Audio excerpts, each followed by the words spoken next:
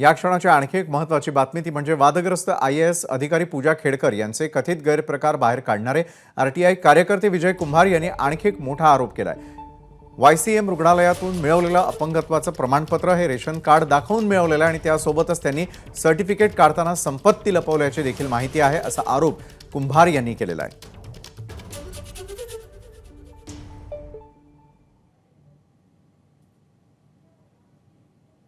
माझ्यासोबत विजय कुंभार सर आहेत।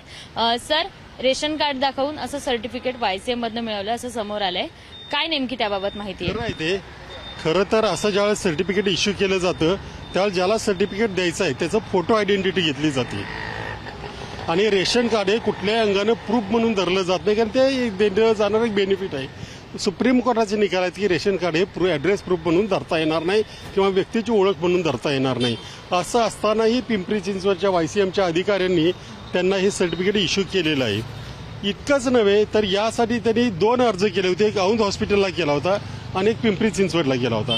औंध हॉस्पिटलला त्यांनी पत्ता दिला तो याचा दिला, औंध सोसायटीचा नाही, औंध सोसायटीचा, औंधमधले त्यांची जी सोसायटी आहे काय त्याचं नाव त्याच्या पत्ता दिला आणि पिंपरीला जो पत्ता दिला तो तळवड्याचा दिला, पिंपरी चिंचवडच्या भागाचा।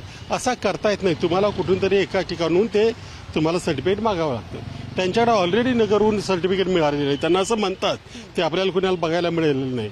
असं असेल तर आणखी सर्टिफिकेटची गरज काय, हा आणखी एक प्रश्न होतो।